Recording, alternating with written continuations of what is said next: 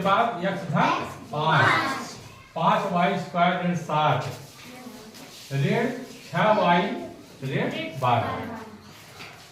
इनको देखने के बाद हम पहले समझने की कोशिश करेंगे कि यहाँ पर ये जो लिखा गया है इसे कहते क्या है। इसे जो है क्या कहा जाता है? बीजीय व्यंजक। क्या कहा जाता है? इसको बीजीय व्यंजक कहा जाता है। बीजीय व्यंजक तो बीजीय व्यंजक कहा जाता है। तो इसको देखने के बाद जैसे हम देखते हैं यहाँ पे 2x है, x + 5 है, 5y² - 7 है, 6y - 12 है। यह कई प्रकार के लिखे गए हैं, कई प्रकार से लिखे गए हैं ना। तो इसको देखने के बाद हम अब आइडेंटिफाई करेंगे कि आखिर या फिर इसको परिभाषित करेंगे कि बीजीय व्यंजक होता क्या है। बीजीय व्यंजक होता क्या है? तो इसको देखने के बाद स्पष्ट होता है कि बीजीय व्यंजक चर या कई चर या कई अचर, चरों और अचरों का गणितीय संक्रियाओं से संयोजन है। गणितीय संक्रियाएं हमारी क्या होती हैं? Plus, minus, multiplication and division. ये हमारी गणितीय संक्रियाएं हैं, गुणा, भाग, जोड़, घटाना। चर अचर है यहाँ पर, तो ये क्या है? चर है, यह अचर है। इसका गणितीय संक्रियाओं से संयोजन जो होता है वह क्या कहलाता है? बीजीय व्यंजक कहलाता है। क्लियर? ठीक। अब हम यह देखेंगे कि बीजीय व्यंजक जो होता है वह किससे मिलकर के बना होता है।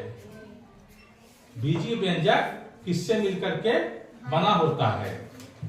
बीजीय व्यंजक जो होता है वह किससे मिलकर बना होता है? पदों से।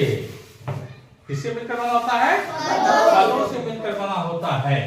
तो व्यंजक का जो भाग होता है, व्यंजक के भाग को ही पद कहते हैं, पार्ट।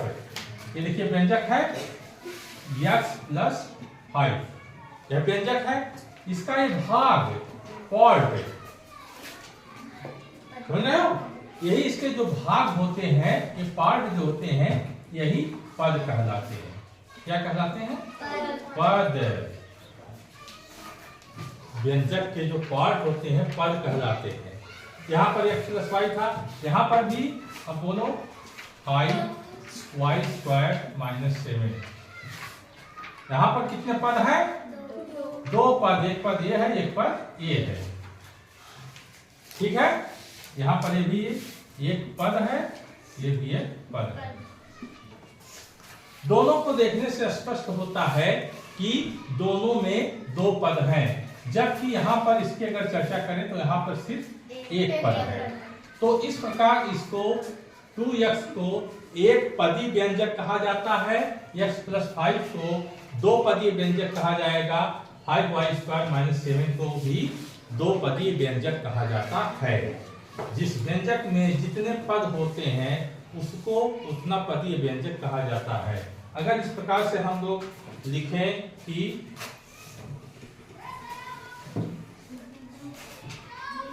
2x ऋण y धन 7, तो यह कितना पदी व्यंजक हुआ? 3 पदी, क्योंकि इसके पार्ट जो है, इसके भाग 3 है, इसलिए इसको 3 पदी व्यंजक बोला जाता है। क्लियर? यस। हाँ। अब देखिए पद जो होते हैं क्या होते हैं? पद जो होता है, अब इसको पद को हम परिभाषित करेंगे। पद जो होता है वह क्या होता है? पद चर और अचर।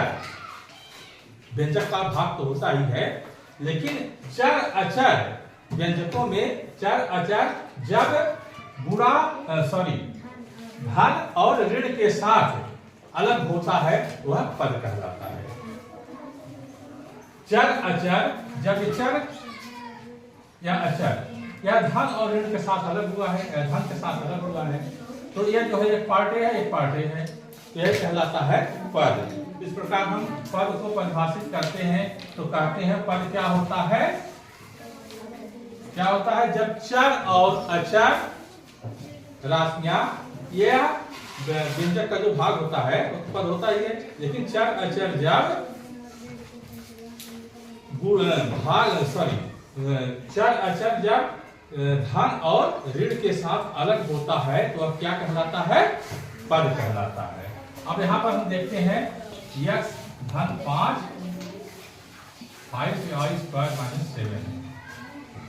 यहाँ पर कितने पद हो गए? 2।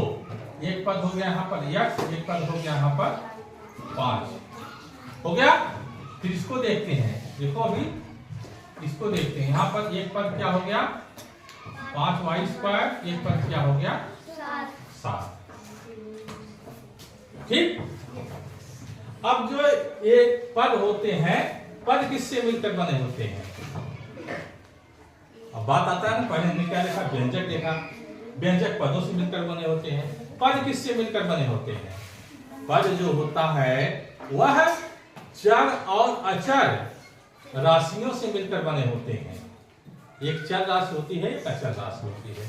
यहाँ पर हम देखते हैं वेरिएबल और कांस्टेंट राशि होती है। कांस्टेंट वेरिएबल का मतलब जो बदलता रहता है, जैसे यहाँ पर है x का मान हम कुछ भी रख सकते हैं, यह 5 का मान वही रहेगा। ठीक। अब कैसे? x क्या है? यह एक बीजी संख्या है। x क्या है? यह बीजी संख्या है। हम 5 को जानते हैं ना। 5 क्या है? घटती संख्या है। तो क्या है 5? एक नेचुरल नंबर है ना, प्राकृतिक संख्या कल बताए थे। 5 क्या है? एक प्राकृतिक संख्या है। और x क्या है? यह बीजी संख्या है। और x आया कहां से, इस पर हम चर्चा करते हैं। आखिर x कहां से आया? जैसे हम मान लेते हैं किसी पेड़ पर 2 चिड़िया बैठी हैं, हम क्या कहेंगे? पेड़ पर कितनी चिड़िया है? 2। 3 चिड़िया बैठी हैं तो क्या कहेंगे? पेड़ पर कितनी चिड़िया है? 3। मान लीजिए कुछ ऐसी चिड़िया बैठी है जिसको हम गिन नहीं पा रहे हैं, मान लेते हैं उस पर कुछ चिड़िया बैठी हैं, हम काउंट नहीं कर रहे हैं, मान लेते हैं कुछ चिड़िया बैठी हैं। उसी कुछ को निकालने के लिए हम क्या करते हैं? यक्ष का माना जाता है कि मान लीजिए उस पेड़ पर यक्ष चिड़िया बैठी है। कितनी चिड़िया बैठी वहां पे? यक्ष। वही यक्ष यहाँ पे उद्भव होता है यक्ष का। यक्ष आया कहां से? तो यह क्या हो गया हमारा? इसको बीजीय संख्या भी बोलते हैं। बीजीय संख्या है या हमारा जो है यह प्राकृतिक संख्या है। बात है समझे? हाँ। अब यहाँ से जो है बीजीय संख्या प्राकृतिक संख्या मिल करके चर और हाँ, अब इसको देख लीजिए, हम बोलते हैं चर राशि और इसको हम बोलते हैं अचर राशि। चर और अचर राशि से मिलकर के हमारे पद बनते हैं। इसमें भी देखो यह क्या है हमारी? ये चर राशि है और यह अचर है। यहाँ पर चर राशि में 2 चीजें आती हैं हमारे, एक 5 है, एक y² है। ठीक है ना? यही होता है। 5 क्या है? यहाँ पर इसका गुणांक बोला जाता है। इसको 5 को इस चर राशि का गुणांक बोला जाता है। यहाँ पर कितना है गुणांक? x का गुणांक यहाँ पर कितना है? कोई बताओ? कहाँ 5 तो अचर राशि है ना। यक्ष का गुणांक यहाँ पर y कौन बताया? 1। यक्ष का गुणांक कितना है? 1 है। यहाँ पर जो चर राशि है y², इसका गुणांक कितना है? 5 है। अब तो क्लियर हो गया? चलिए अब हम लोग टॉपिक पे आते हैं। इतना जानने के बाद कि एक पदी व्यंजक जब होता है, अब देखो यह कितना है हमारा?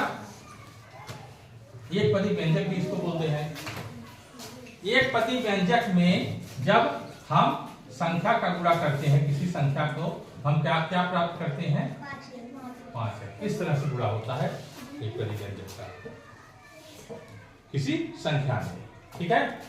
अब जब देखिए ज्यादातर जल्दी हम चलेंगे क्योंकि काफी है इसमें।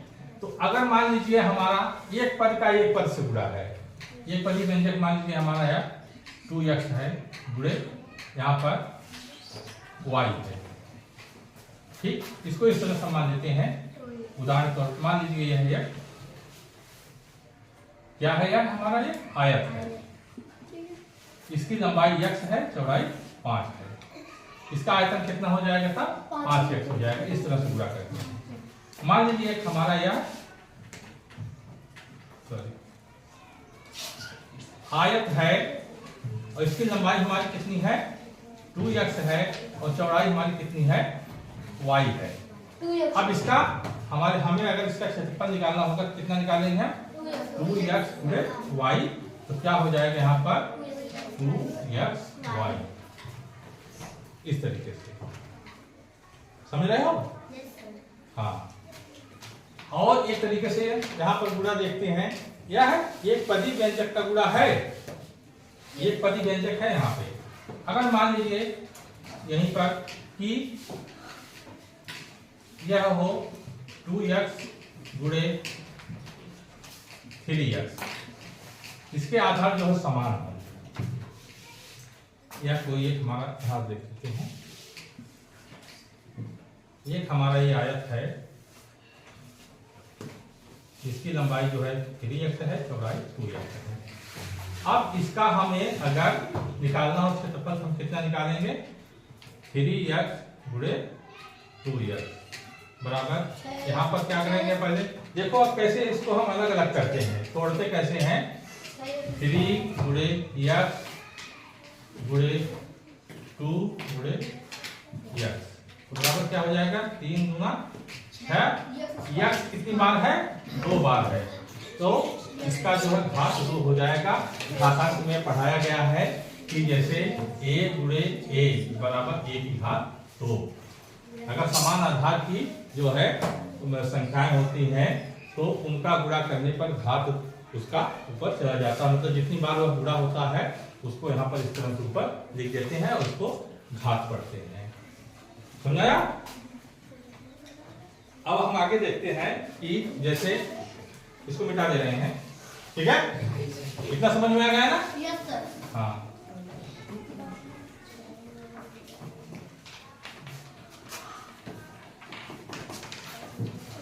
मान लीजिए विभिन्न आधार के जो है पद हैं और उनका गुणा करना है, ठीक है? एक पदी है व्यंजक विभिन्न आधार की, जैसे 5x गुणे 3y, ठीक है? अब इसका क्या गुणा करेंगे? 5 गुणे x गुणे 3 गुणे y, और अंक का अंक से गुणा करेंगे, नंबर का 5 या 15, x ऐसे लिखेंगे, y ऐसे लिखेंगे। क्लियर? चलो इसका खाओ, तुम गुणा करके दिखाओ, आराम से निकलना है। चलो अब इसका तुम गुणा करके दिखाओ। 3 तो आ जाओगे ना, 3x गुणे 2y गुणा करके दिखाओ, कैसे गुणा किया जाएगा? 3 गुणे x, चलो ठीक है, गुणे 2 गुणे y, गुड। अब हो जाएगा, बोलते रहो, 3 दूना 6 x y, ठीक है? ताली बजा दो एक बार इसके लिए। चलो अब हम देखते हैं, मान लीजिए ये विभिन्न आधार वाले पद कई हो, कई घातांक के पद हो। जैसे मान लो इस तरह से होता है 2x, इस पर ध्यान देंगे, इस पर ध्यान देंगे, 2x गुणे 3x स्क्वायर, ठीक है ना, गुणे 2 गुणे y गुणे 2y, दिख रहा है? इसमें एक पद है लेकिन विभिन्न आधार वाले हैं, तो इसको हम कैसे लिखेंगे? बराबर हो जाएगा 2 गुणा x गुणा 3 गुणा x गुणे x गुणे y गुणे 2 गुणे y। अब पहले हम जो हमारे नेचुरल नंबर है उसका गुणा कर लेते हैं। 2 है, 3 है और 2 है। 2 तिया 6 गुना 12। इसे गुणा ऐसे किया जाता है। इसका इसमें गुणा करेंगे, जितना आएगा उसका इसमें गुणा करेंगे, 12 हो गया। अब जितना यहाँ पर समान आधार वाली संख्या जो है बीजीय संख्या है उसका गुणा करेंगे। जैसे x है, x है, x है, कितनी बार है? 3 बार है। तो 3 बार है, यहाँ 3 कितनी हो जाएगी? 3। y 1 2 बार, y घाते आ गया। इसमें अगर किसी को न समझ में आए पूछ ले, इस तरह से इसका गुणा होता है। घातांक तो जानते होगे ना? हाँ, घातांक के तरीके से इसका गुणा होता है। आइए देखते हैं कि अगर हम एक पदी व्यंजक हो और उसका 2 पदी व्यंजक में गुणा करना हो तो क्या करेंगे? एक पदी व्यंजक, ठीक है ना?